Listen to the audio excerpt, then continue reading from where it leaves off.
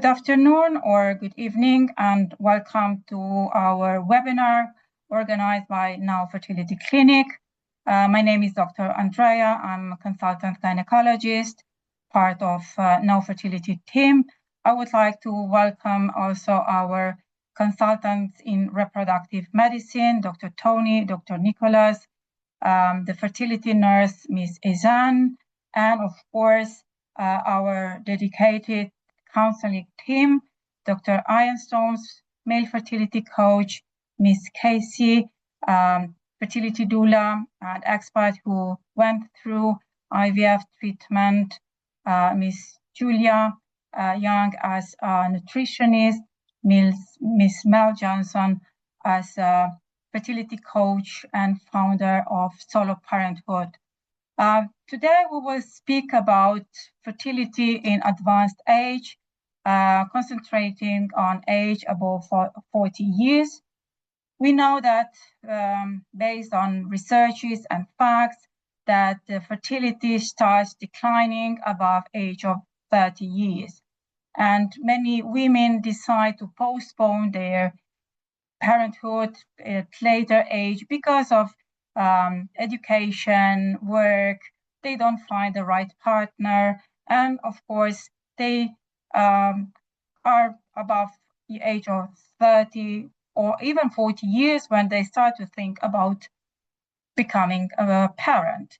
So what is our part in this journey? We should, as a gynecologist, we should always ask them about their future plans for about parenthood, becoming parents, fertility. On the other side, we should offer also them checking ovarian reserve, because this is a quite easy step and procedure. It's consisted by ultrasound to check the number of follicles which contain eggs for possible ovulation and pregnancy, and some blood tests which can understand their ovarian reserve. So as I know that our time is valuable, I would like to inform you that if you have additional questions, you can put them in our chat box, and we will be happy and glad to answer to all your questions. So as I told at the beginning, the researches show that above 40 years of age, we can expect at least 50% of declining of fertility in couples. Still, about 45% of women will achieve successful pregnancy. Some of them, of course, many of them can also conceive naturally, but we should also consider the higher possibility for early miscarriage due to chromosomal abnormalities of embryos and fetuses, higher possibility of preterm birth, low birth weight of babies, and of course increased risk of different diseases which can be discovered during pregnancy, like hypertension, preeclampsia, diabetes, among others. So Dr. Tony, could you explain us for those couples who face infertility, so when they realize that unfortunately after couple of months of trying to conceive naturally, they don't achieve the positive pregnancy test, and they are thinking about IVF. How effective actually is IVF treatment at age above 40 years? And what are important factors that influence the success rates? Okay, thank you, Andrea, and nice to meet you all. As you mentioned at the beginning, that the pregnancy rate starts to decrease, especially after the age of 30. There's a significant drop in pregnancy rate above the age of 38. And of course, when women reach 40 and above, the chances of getting pregnant, whether this is spontaneous or through IVF cycles, become less and less. Now, it is very important for us to counsel the patient above the age of 40. They should know what to expect. They should know the pregnancy rate that is given by any IVF center providing these services to them. And accordingly, they should take the decision whether they should embark into such a treatment. Now, in general, women above the age of 40, let's try to divide them into 40 to 43, 43, 45, and above 45. All of them are difficult patients, but in general, I usually tell my patients between 40 to 43 that the chance of getting pregnant is around 15 to 20% if I'm going to be a little bit optimistic. Now, between 43 to 45, the figure, of course, decreased significantly, being less than 10%. And above 45, the chance of getting pregnant is very low, almost reaching 0%. Now, I'm talking about patients who are coming and they want to do a regular IVF, which I mean by that is that they just want to do stimulation and embryo transfer, whether this is fresh or frozen. These are the figures that are more or less realistic. Now, the figures will change in case the patients undergo PGTA and we end up having a normal, genetically normal embryo. If a woman above the age of 40 has a genetically normal embryo, which can be diagnosed by the pre-implantation genetic testing, PGTA, and we end up transferring this normal embryo, then the age of the woman will have little impact on the pregnancy rate. Of course, it will still continue to decrease the pregnancy rate, but it has a very minimal impact at the end of the day. And that's why for these patients, if we transfer a genetically normal embryo, the chances that usually I tell my patients is going to be between 40 to 60%. This depends on the success rate of different individual IVF centers. So the important thing is at this age is the abnormal embryos that we are going to have in regular IVF. It's estimated that women above the age of 40, almost 80% of the embryos that are created in IVF are going to be genetically abnormal. And this is causing the decrease in the pregnancy rate. This is causing the increase in the abnormality, as you mentioned, fetal abnormalities. And this is, of course, ultimately is going to affect the take-home baby. So this abnormality that we're having in the embryo created above the age of 40 is unfortunately most of the time related to the abnormal eggs that the woman start to produce. The woman, unlike men, they are born with a certain number of eggs, and these eggs get depleted or used and they get older with time. So a 40-year-old woman will have her eggs will be 40 years of age, while a man, and probably Ian can also comment on that, a 40-year-old man, his sperm will be probably around 2 to 3 months old. So that's why women, with time, the eggs not only become depleted in number, but also they become less effective, the quality will decrease, and they become more abnormal, leading to decrease in pregnancy rate. And as you mentioned, it's very important to measure the ovarian reserve, because the more eggs the woman produce, the higher the chance that ultimately we're going to find a normal embryo, and this will lead to pregnancy. But in general, the pregnancy rate above 40 is quite difficult. We need to counsel the patients. We need to give them the accurate numbers and counsel them whether they should be doing PGTA or not. Thank you so much, Dr. Tony. So mostly we are more concentrated about women, there's age and fertility, but we should also not forget about male partners. So I think, and we know that also male age is important when we are discussing about success of IVF treatment or natural conception. So Mr. Ian, you as a male fertility expert and coach, what is your opinion about what should men over 40 years to know about their sperm health, lifestyle, and genetic risks? Yeah, thank you, Andrea. I think it's a really great part of this conversation actually that we're including men in the age discussion because, society would have us believe that men can reproduce until, pretty much the day we die. We're constantly producing sperm. And, if you look at what's put out in the media, it's all doom and gloom for women over 35 that their eggs are disappearing and that they need to freeze them all. Whereas you turn the page over, it's celebrating the fact that a man's had a baby or conceived at 80 years old, and it creates this really kind of terrible disparity and kind of, oh, men are fine. But actually, men are impacted by age when it comes to their fertility, or the fertility is impacted by age. It is not to the same extent as women, because of everything that Tony's just discussed around egg reserve and egg quality and what have you. But as men age, we know that actually, we go through physiological changes. Our testosterone levels deplete from about, I think it's from about 40, 42 years old, testosterone levels begin to decline. The testicles actually shrink a little bit as, in relation to that as well. Our ability to combat oxidative stress also deteriorates, and that's true for everybody.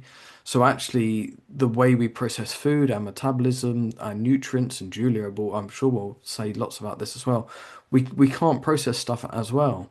So actually, oxidative stress can increase, and we also see DNA fragmentation increasing in men as well. We also, part of that testosterone decline is then, potentially erectile dysfunction, which is, age is actually the leading factor for erectile dysfunction for men. That little bit of middle age spread that kind of evolves as men get older, maybe a bit of a beer belly, which impacts estrogen and testosterone. So the impact on fertility for age for men is absolutely huge and shouldn't be discounted. But the other important thing, and you mentioned it, Andrea, was the genetic factor. And I am not an expert in genetics. I did read a couple of papers this afternoon just to gen up on this. But like Tony said, like men are constantly producing sperm. So much as a woman's eggs at 40 are 40 years old, and a man's sperm may only be 6 months old, the testicles are working to produce sperm constantly. And it's a bit like a photocopier. You're photocopying the same code over and over and over and over again. And the problem is, as men age, is that photocopying becomes less reliable. You get little kind of gremlins in the copying, you get little misprints and things, and this is what's happening to the genetic code in men. So actually, as men get older, we see more genetic mutations in the sperm, which you mentioned some of the complications of women getting pregnant, later in life, such as preeclampsia, low birth rate, preterm births. There's also potentially a high risk of certain genetic conditions being passed on as a result of older men. The risks are very small already anyway, so you're talking going from 1% to 2% or whatever. But it all paints this picture that actually age is a factor for men. Like I said, it's not the same as it is for women, but it mustn't be disregarded. And I think in that case, if you've got an older couple, a man's maybe 40 and the woman's 42, we shouldn't disregard the man. We should be looking at his lifestyle, his diet, maybe looking at some advanced tests, around oxidative stress, possibly sperm DNA fragmentation, and properly counselling the couple about all of these factors and making sure that men are aware of all these elements as well and not completely kind of disregarded as, oh, okay, you can produce sperm, it's fine.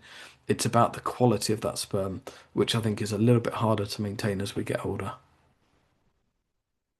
Thank you, Mr. Ian, for your detailed explanation.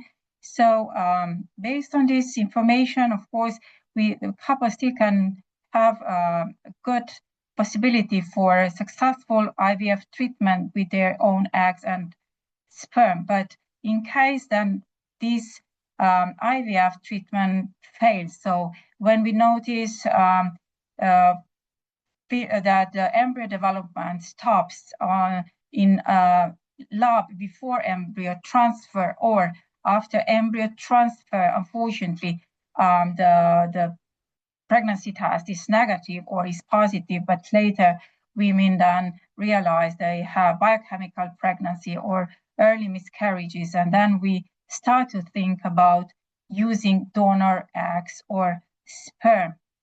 What is your opinion, Dr. Nicholas, about option of using donor eggs or sperm in couples who failed IVF treatments, or when basic lab tests like show important male infertility, genetic conditions diagnosed, which could be transferred to the embryos and are cause of the early miscarriages. Can you repeat, Andrea, shortly the question? It was a long overview. So when we should consider to use donor eggs or sperm in couples after failed IVF treatment? Okay. Listen, it's a very good question. Thank you for this question, which have different aspects, particularly in the Middle East. In the Middle East, when couple approach us, usually they don't like offering donation from the first intention. That's why personally, I try to convince the couple, either the woman with a poor ovarian reserve or the man, of course, azoospermic. I try to tell them, let us do everything before reaching the stage of offering donation. It's a way, indirect way, to convince them, and particularly because we don't know as doctors their ethics, their philosophy, their culture, what they may think about it. Couple consult us asking for solution. If they are pregnant, they don't come see doctor. So when they come see us first, I will try to take the case of a poor responder, for example. I will explain, as Dr. Tony said, and highlight about the poor outcome. And from here, we do share the responsibility, the patient and the doctor. My role is to aware her about all the risks that we talk about previously and the poor outcome. If you want to go for a further trial, we will do it, knowing in advance that we may fail to achieve a pregnancy. At that moment, we face two kinds of situation. Either the woman, I won't say for the man because azoospermic, it's obvious, it's completely unacceptable for their culture, and at that moment, I stop here. Or I may face a woman who is motivated to go through what I call a last trial. In case when she feel closely the poor outcome, it will be psychologically more acceptable for her to ask for a donation, either for egg donation and of course in case of azoospermic for male donation. I think here our role as a doctor is to highlight about the results, the outcome, and the physiology, while also, particularly I'm speaking of the Middle East, we should include the culture, the level, the standard of the couple who come consult us, who may accept such approach. During my practice in Saudi Arabia, it was many times completely unacceptable even to talk about it. And I think our role and our ethics to inform the patient and to be honest with them.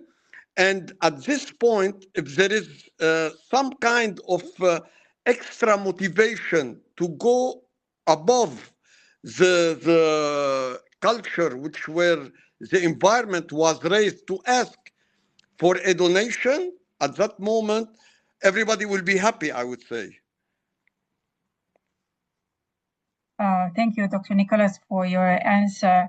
So yes, some cultures, some religions have difficulty and issues to accept the possibility of donor eggs or sperm. So Ms. Mel, you as a fertility coach and you have with your own experience, what do you think about psychological impacts of using donor eggs or sperm, and how patients can be prepared for this option before choosing it?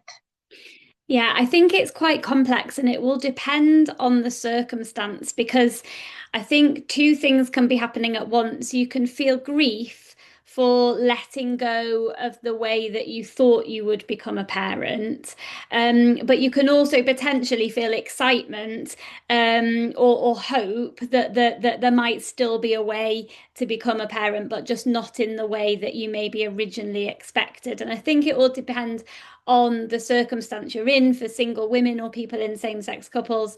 They might know that this is the route. If you've been trying a different route and it hasn't worked, you might feel slightly differently about it. But I think it's allowing yourself time to grieve for the way that you thought things would happen, and starting to try to then embrace a different way. And sometimes what can be helpful for that is finding a community of people who understand the situation you're in, people who maybe are going through the same thing at the same time, or looking for people who've gone through it previously and may be able to share some wisdom with you. I think it always helps to hear real life stories. So whether that's stories about other people who've been through this, as well as stories of people's lived experience that were brought into the world this way. So listening to the story of donor conceived people who were raised from using an egg or a sperm donor, it's so powerful hearing them talk about it, and it's such a learning as a recipient parent on how should I best go about this, listening to the advice and the learnings from people who have had that experience. I think that we can then start to think later around how we might talk to our children about it, and how it's very important, I think, to work through our own things, so that we can then talk confidently to a future child around how they were conceived. And all the research shows that if we're honest and we're open and we explain to them, their conception story, that it's much easier for children to understand and embrace. And so, yeah, it's just planning around how to do that, which might be a little bit more in the future. Excuse me, can I ask you a question? Yes. Does it happen during your practice that you faced couple who were donation was offered to them, either egg donation or sperm donation, and they failed to of course, for physiological ways, they failed to conceive, donation was offered, and they were not convinced to do either egg donation and sperm donation.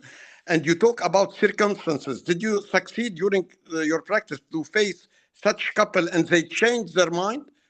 And what was the turning point who convinced them to change their mind?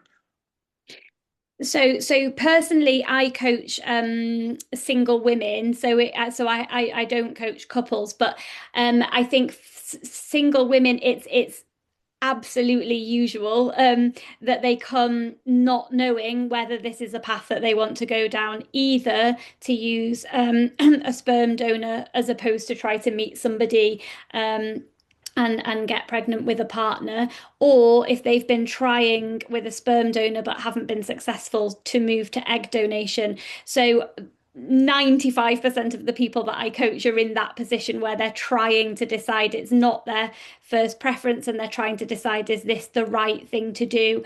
Ultimately, I think it comes down to what is most important for people. Is it to have a child, or is it to have a genetically related child, or to have a child in a partnership? So the thing that happens most often is trying to differentiate between what is my end goal. If my end goal is to have a child, then I need to look at the options available to me and choose an option that will help me get towards that end goal. For some people, there's other barriers that mean if certain other criteria isn't in place, then that end goal changes. I only want a child in these circumstances if it's with my own genetics, if it's with a partner, if it's whatever. And so for me, that's the big decision point for people. Is it having a child, or is it having a genetically related child, or a child in certain circumstances? And I think yeah, that's the bit that usually helps people make a decision. The other thing is time. So people often say, I'll wait and see, or finances, I'll just have one more round, one more try. And ultimately there has to be an end point to that. And so it's people deciding, shall I stop, or shall I change to using donor eggs or donor sperm? Thank you. Clear. Thank you. If I could actually speak to that, because I have had the experience of guiding couples who have changed their mind Yes. in this process. And what I have found is that a couple of things tend to happen. People are really against it in the beginning because it's not the plan. That isn't what they were, So I'm here in the UAE, so I am only dealing with a male partner, female partner, married couple for the vast majority of the people that Resident or expat? I, Or mostly both? mostly expats in Okay. my practice. Even expat. Okay. Yeah, even expats. And in the beginning, they are absolutely, it is not on the table. We aren't even going to consider it. As they move through cycles and have failures and realize that their goals aren't going to kind of turn out the way they thought, I find that, and what we talk about a lot, is that it is a process, just like it's a process to come to IVF when you're first trying to have a baby. You don't have an IVF the second month you've tried to get pregnant. It takes some time and you think about it, and maybe you try Clomid, and maybe you do an IUI, and it's a process, and eventually you work your way to an IVF. I find it's the same with egg and sperm donation, that as you realize this is going to be a harder road than you thought, suddenly the idea of having a donor is much less far-fetched and frightening. The other thing that I have used a few times, I have a few people who have gone down the donor route, and they're very open with it, and they have allowed me to connect them privately with other couples, and Yes. having a conversation with another couple who's done that, and have it be explained to you, when you're pregnant and you feel your baby move inside you, it's your baby, and you're giving birth to your baby, and you're growing their bones under your bones, and you're making their blood with your blood.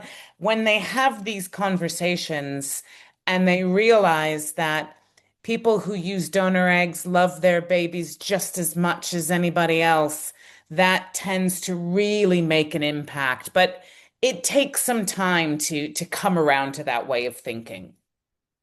Thank you. Very interesting. I think if it's all right, I know there's other questions, Andrea, but whilst we're just on this conversation, I think it's just great to keep it going, because I think, and Cassie, what you've said there, the woman feels the baby and kind of connects in that way. I think this conversation around donor gametes it's all nuanced, like Cassie said, and Mel said, it's a journey. Everyone's journey is different. And when I used to be an acupuncturist, I saw people going through different journeys. For men, that there is a difference. It's and I think it may be down to that connection. If the woman gets that connection of being pregnant, of growing that child and giving birth to that child. For a man, he becomes even more disconnected from the process as a sperm, if donor sperm's being used. So it's not an easy decision for a man to make. I'm not saying it's an easy decision for a woman to make. It's not an easy decision for anybody to make, and should never be taken lightly, sorry. But for a man, it is exceptionally difficult, because there is then seemingly, for that guy, when he's making that decision, there is no connection to that child whatsoever. There is no there's not 9 months of growing that child and physically experiencing it. This child arrives and it's not, genetically yours. So that genetic line for a man has then stopped. But I go back to Mel's point of what do you want to be? Do you want to be a father, or do you want to be genetically related to your offspring?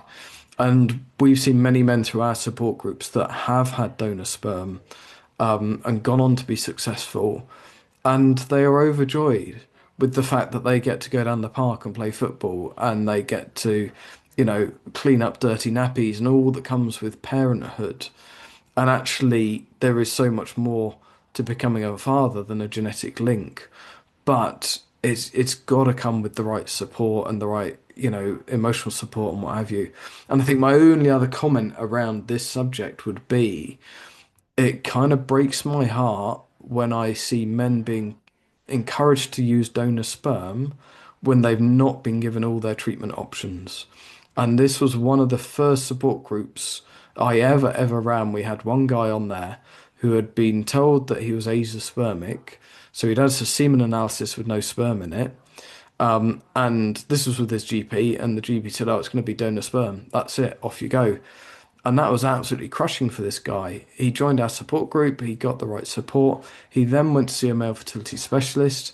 He had a micro-TZ where they found 5 sperm, and they went on to use that for an ICSI cycle, and he now has his own genetic, matched daughter from his sperm. So it does concern me sometimes when I see men being fast-tracked to donor sperm when they've not been referred to a urologist with male fertility expertise and given all of the options, because there is still hormonal treatment, there is surgical treatment, and I think all of those should be exhausted and considered, which I think you mentioned, Nicholas, before, we jump to donor sperm as this magic solution. Yeah, thank you, Mr. Ian, for this excellent explanation about men and using donor sperm.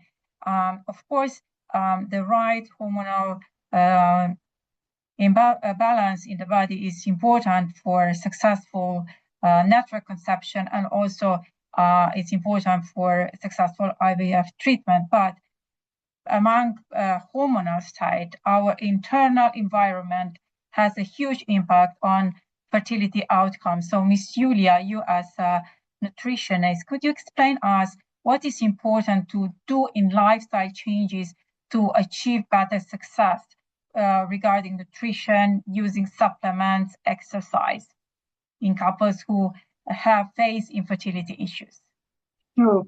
On the subject of age, this is fascinating discussions. On the subject of age, as we've all said, we know that number of eggs declines with age and the quality of eggs and sperm decline with age. So in terms of, interventions for people after the age of 40, there's lots that we can do from a nutrition lifestyle perspective to help increase the quality of those eggs and sperm. There's lots we can do first. So I completely agree around the discussion on doing everything first before going into maybe other areas. But so in terms of nutrition, one thing that we know that increases with age is insulin resistance. So really important, really for all ages, to make sure we stabilize our blood glucose levels. We know that if there's insulin resistance or high insulin levels, that can impair ovulation. It can have a negative impact on eggs and sperm quality, the number of eggs produced. Symptoms of polycystic ovarian syndrome can be increased, and ultimately IVF success rates can be impacted if there's high insulin or insulin resistance there. So in terms of nutrition, making sure we're having a high protein diet is really important. Making sure we're including healthy fats in the diet and plenty of fiber from our plants, so our vegetables, fruits, that sort of thing, to minimize those blood glucose spikes. Really, really important. And in terms of adequate protein, really important in terms of encouraging hormone production, helping us to feel full. We talked about how weight can increase with age. So it's really important for satiety with meals, reduce those cravings from food as well, and supporting our energy levels, and supporting protein for muscle mass as well, which again, muscle mass does decline with age. And just making sure we're having a really nutrient-rich diet, so foods that contain plenty of folate, choline, selenium, zinc to support the thyroid, B vitamins, all of those important for egg development. for the making of DNA, really, really important, and embryo development. And then making sure we're looking to, we know that oxidative stress increases with age. So looking at what we can do to reduce that. So plenty, anti-inflammatory diets, as again, plenty of plants in the diet, which are high in antioxidants. So your colourful fruit and vegetables, for example, high fibre to support the gut microbiome that can influence our hormone regulation. And then reducing those ultra-processed foods, kind of the more obvious things. So, less ultra-processed foods in the diet, which can lead to oxidative damage. Looking at caffeine and alcohol levels. So, loads from a nutrition perspective. In terms of exercise, I'm not a personal trainer, but strength training, again, really important as we age, that we maintain and increase our muscle mass for our insulin sensitivity.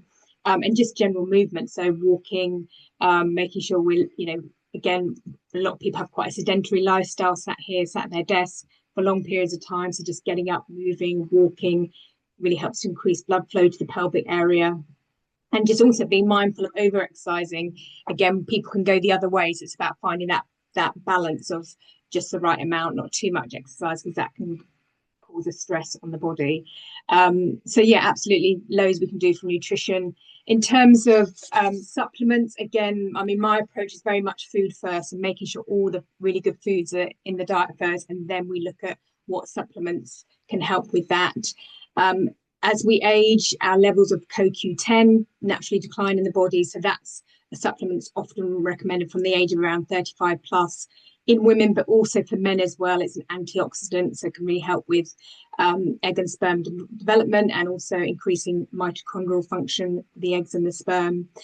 Things like checking, really simple, but checking vitamin D levels, really important. Again, unless you test, very simple test to do, unless you test, you don't know what your vitamin D level is.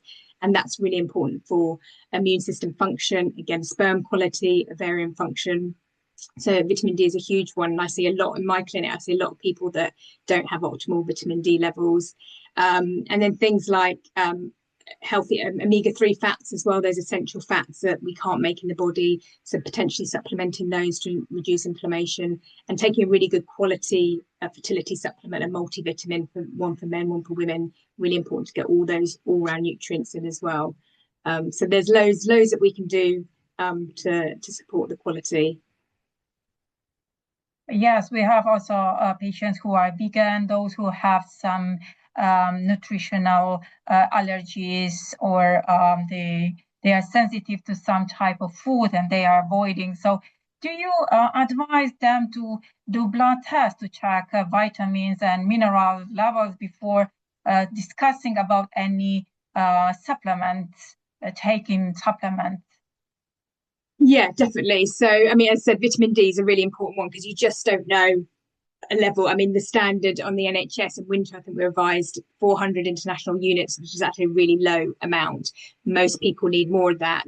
Then if you're a darker skin color, you may need more. If you're living in the northern hemisphere, you may need more vitamin D. So definitely I always check that, and then, give the right level accordingly. And there is such thing as vitamin D toxicity. We can have too much as well. So it's really important we get the right level.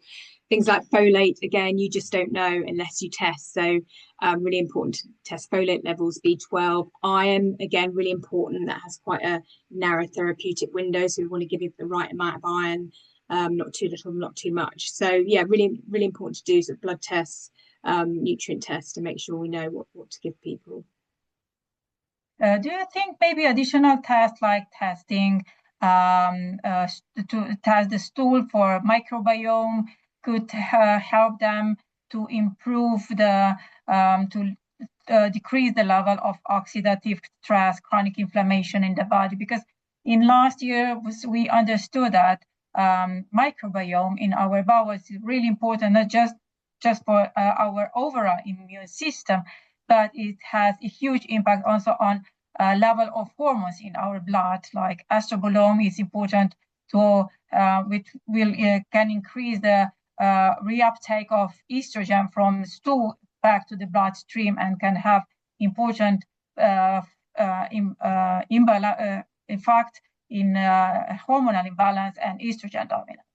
Yeah. So again, stool testing can be really helpful just to know what's going on, especially if someone's coming with digestive symptoms anyway, experiencing bloating, irregular bowel habits, that sort of thing. So stool testing can be really helpful in looking at the microbiome there. Majority of my clients, more or less all of them, I will do a vaginal microbiome or a uterine microbiome test as well on the female partner, and a semen microbiome test on the male partner, because again, I see a lot of correlation between semen quality and infections, for example, and again, maybe IVF failure and a microbiome or miscarriage, increased risk, miscarriage risk, and then lots of pathogenic bacteria in the female microbiome. So a lot of microbiome testing can be really useful and can give us really good insight into what's going on. Do you recommend them also to take probiotics, or just in case, or better to do this test before informing or recommending them about any probiotic treatment? Yeah, so normally I'd probably test first. I mean, there's loads of probiotics in the market. If you go into any health food shop, there's absolutely loads. So it's thinking what's the right one for you. And nowadays the research is all about taking the right strain of probiotic for what you need. So I don't tend to do blanket probiotics. The other thing with probiotics is often they're transient, so they'll pass into the gut, hopefully do what they'll do and kind of pass out and don't really reside there in the gut. So I actually find my clients, I get more benefit from recommending prebiotics. So actually the food for the live bacteria, which we get very much from food anyway. So things like leeks, onions, garlic, they're all prebiotic foods. And then your probiotics are things like your live yogurt, aged cheeses, kombucha, things like that. So I might do more of the prebiotic. And then if we've seen some tests where, for example, they might need probiotics to support the vaginal microbiome, then I would give specific strains to support that area. Julia? Yeah. Can I understand that each patient had a personalized probiotic prescription? You said you test each of the probiotics, and so what may be useful to some may not be useful to others? Yeah, I mean, a lot of people take general probiotics and they can be helpful, but as I said, they tend to pass through the gut and don't, you would have to keep taking it long term to really maybe see a benefit. So always with food, as I said, let's do probiotic and prebiotic foods first.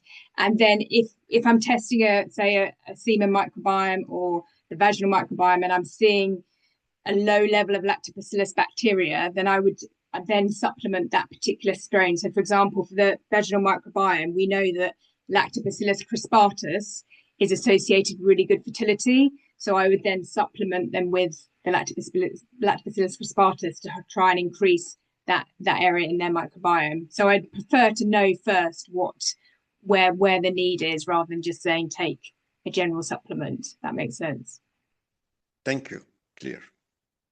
Thank you, Ms. Julia. So Ms. Casey, you as a fertility coach and with your own experience, how could you explain us what is a normal level of stress during IVF treatment and what can be potentially impactful?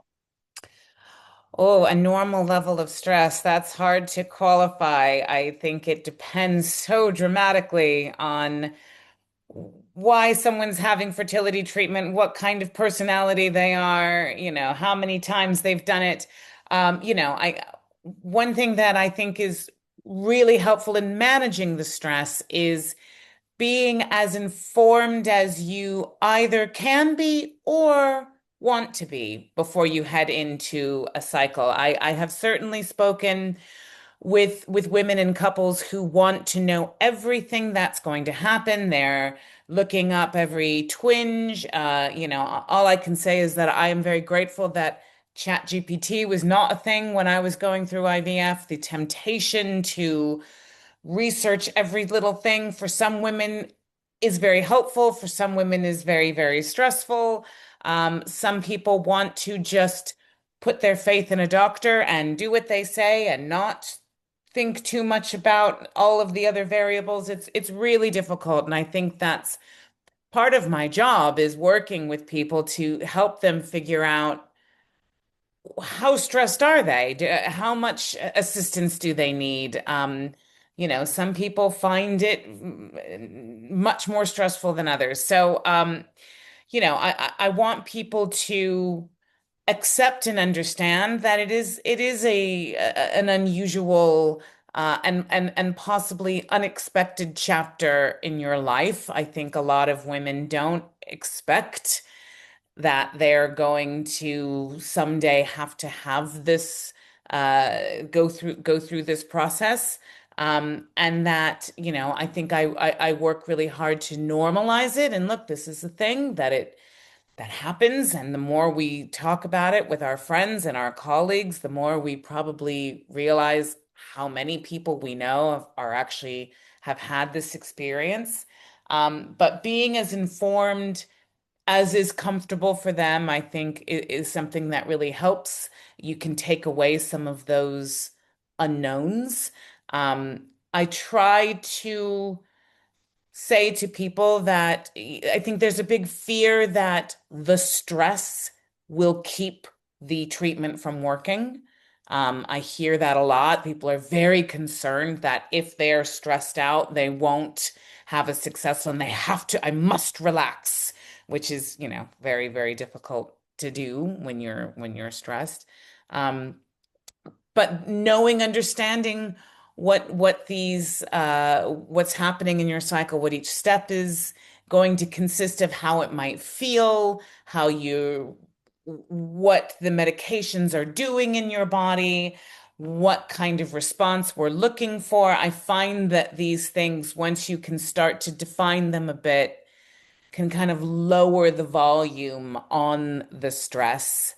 As you go through your cycle, you will get various data points that will change as you go, and you might be feeling really good about everything, and then you have a scan and, oh, I don't have as many follicles as I thought, and then that spikes your stress, but then they look really good and you end up, getting some really good eggs, and then that changes your stress. So just understanding this is a marathon and it is a roller coaster, and you're going to have potentially good days and bad days, and it's all part of it. And, however much you can understand about the process, the better, I think, if it helps you sort of feel prepared.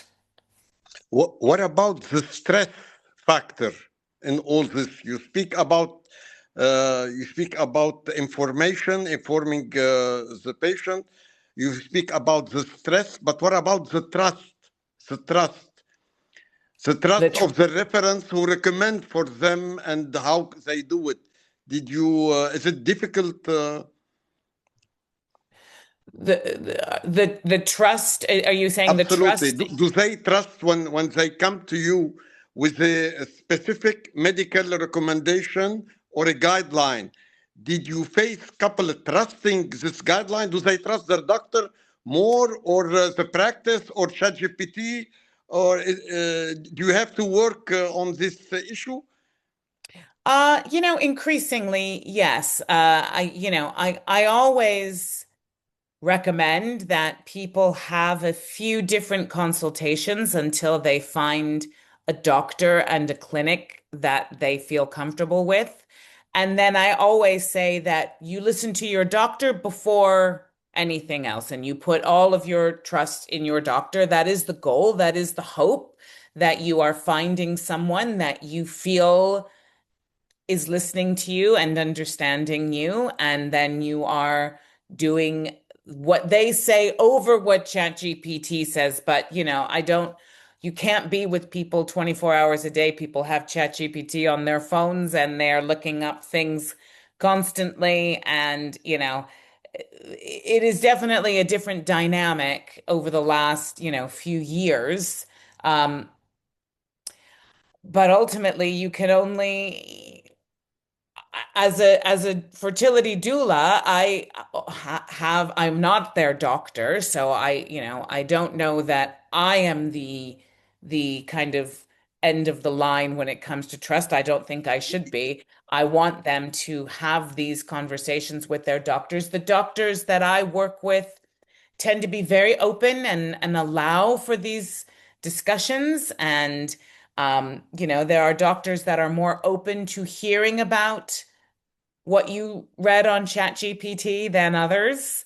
It is always my hope and it is always my recommendation that people put their faith in their doctor and follow their doctor over what their friend tells them, what ChatGPT tells them, what Google tells them, etc.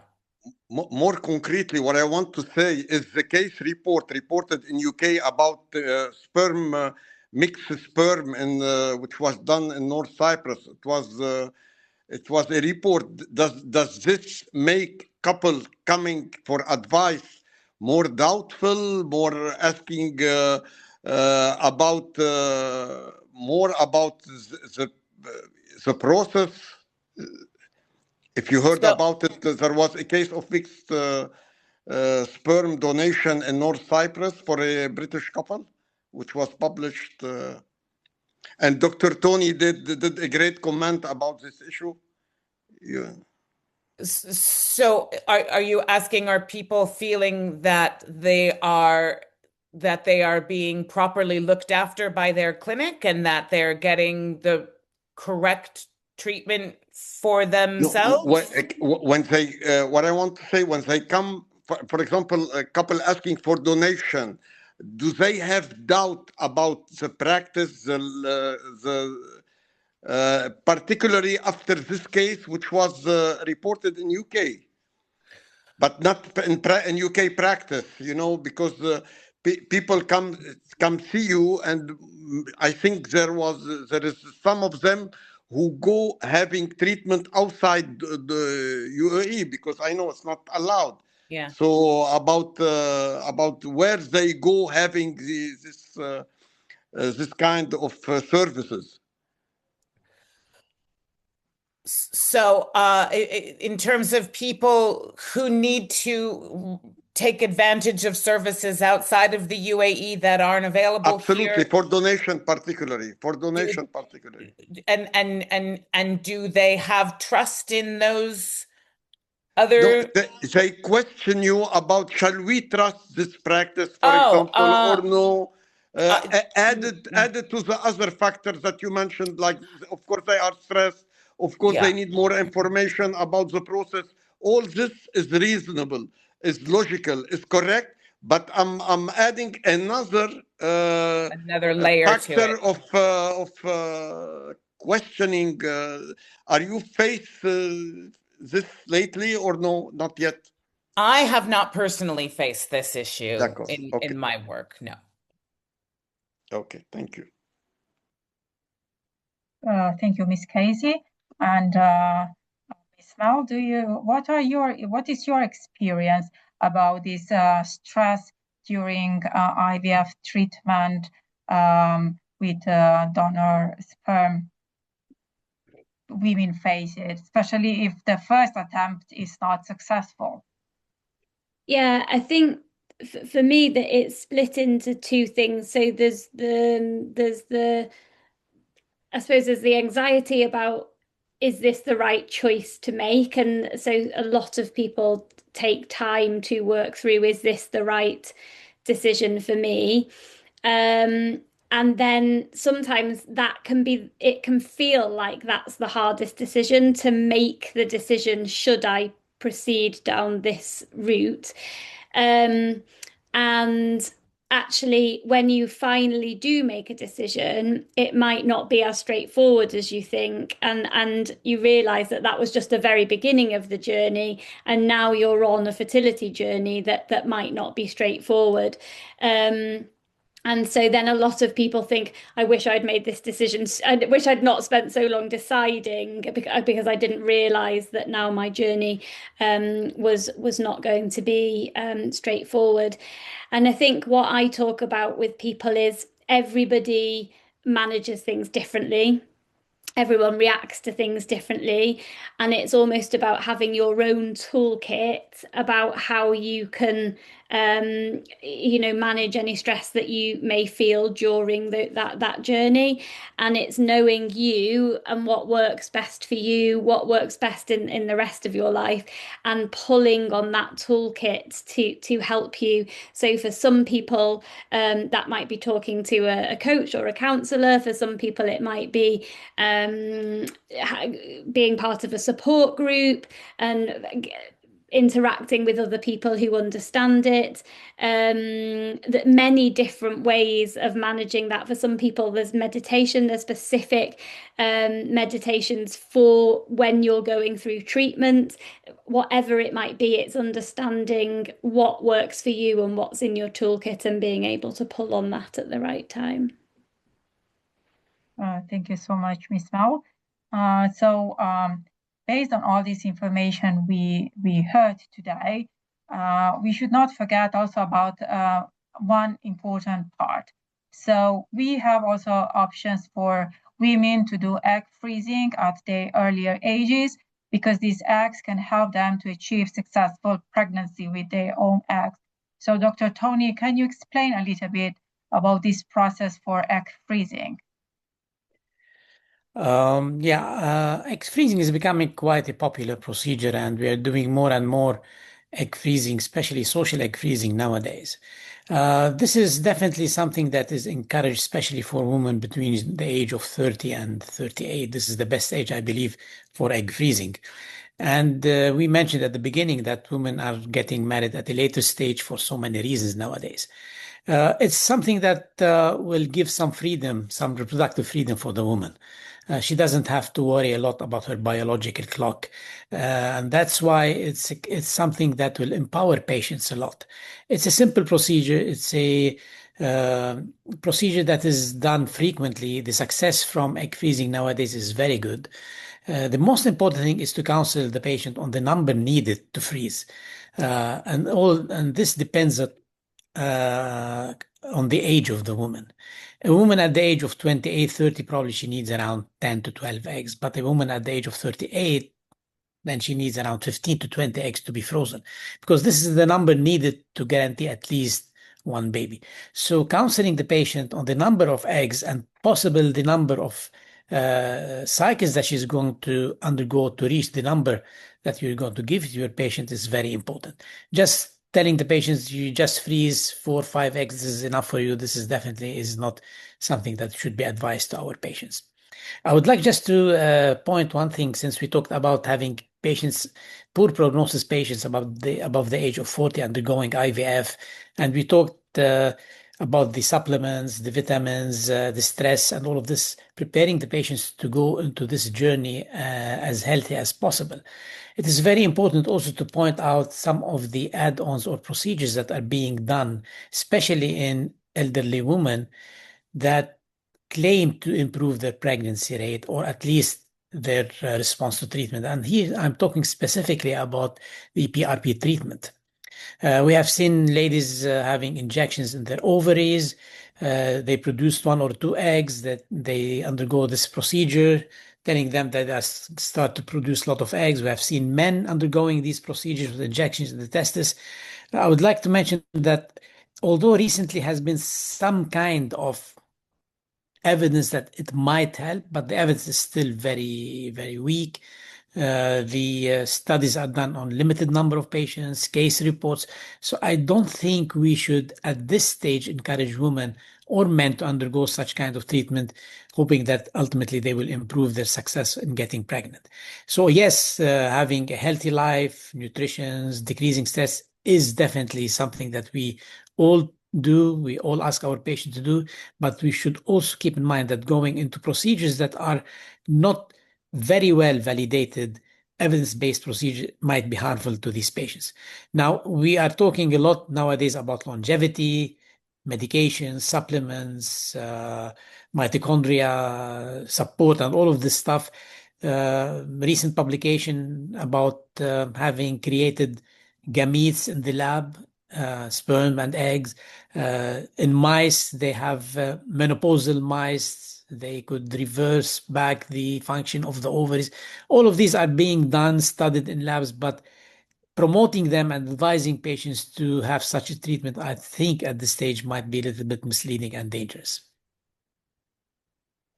Thank you, yes, Dr. Tony. And Mr. Ian, what is your experience about sperm freezing in men at younger age who are at the moment not thinking to become parents and would like to have this option for the future? Yeah, it's interesting on that one, isn't it? It's kind of sperm freezing, what do they call it? Social or society kind of based sperm freezing. It's not such a big thing in the male side because of everything we talked about earlier. You know, the idea that sperm are constantly regenerating means that, you know, men can potentially turn their sperm quality around very, very quickly. You know, everything that we discussed earlier for aging men is still relevant. But we're not seeing men, I don't think, rushing to freeze their sperm at 25 because, you know, their fertility is going to drop off a cliff at 40 or anything like that. You know, certainly where we do see sperm freezing being used is when men need to go through chemo or radiotherapy. And, you know, then it's usually a very quick decision that needs to be made so that they couldn't, you know, get on with the treatment that's needed to you know, save their life ultimately. So I think that's really where we tend to see sperm freezing being used, you know, more routinely.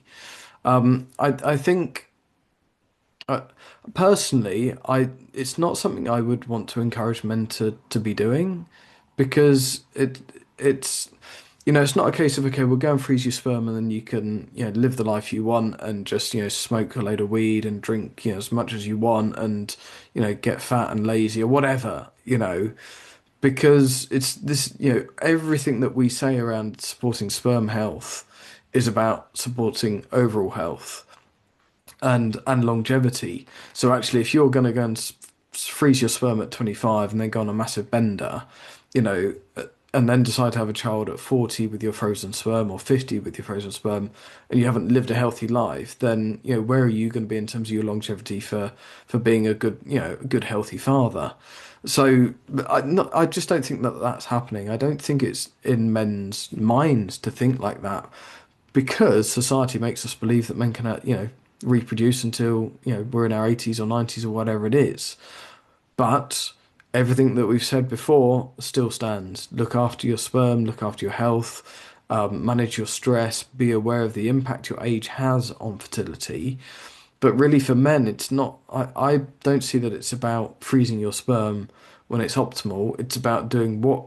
It's about what can you do now at this point in time when you're trying to conceive to optimize your fertility, because the vast majority of things that impact sperm health can be changed and you can improve your sperm health, you know, with relatively easy interventions. So it kind of takes away that need for freezing because of deterioration. Thank you, Mr. Ian, about your huge explanation and response. Yes, of course, women are more interested, concerned, and informed about egg freezing process.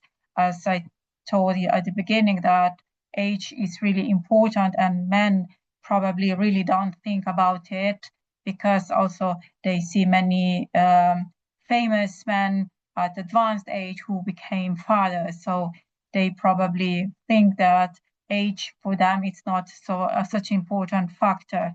But yes, of course, all this information are crucial for all patients, and doctors today are aware of about these options.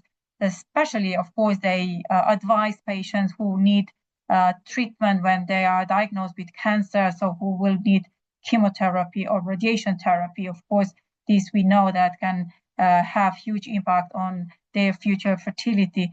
But on the other side, we should inform women and men about these freezing options. They can help them to achieve a successful pregnancy, become parents in advanced age, in case at that time they will not be able to have good quality gametes or eggs or sperm.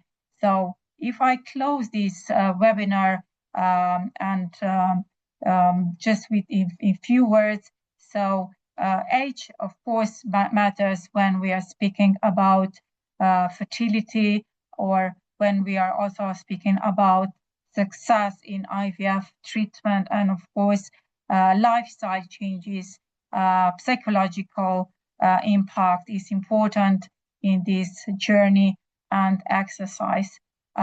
So we should be aware of these opportunities.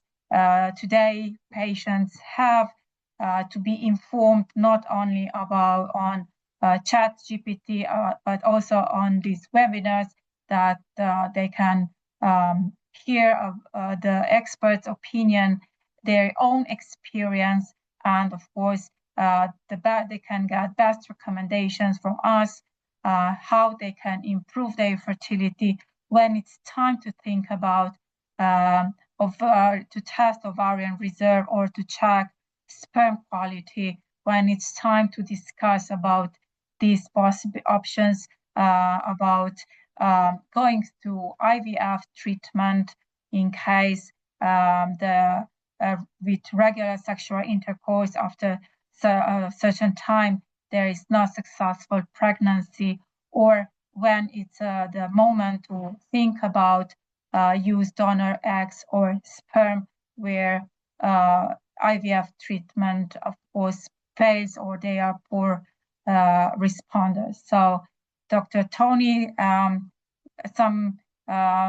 in a few words, what would you advise patients in advanced age when it's time to think about how to approach to their possible infertility, and who is the best person, so expert, to be asked for advice? Yeah, I think it's very important always to remind ourselves and remind patients that age is very crucial, especially when it comes to the woman. And that's why they should not be losing time in trying to get pregnant. And that's why the definition of infertility above the age of 35, the duration has been shortened to 6 months instead of 1 year, because simply we don't have enough time to wait. So I advise all women above the age of 40, first, not to lose time, and second, also to be realistic. They should know what to expect.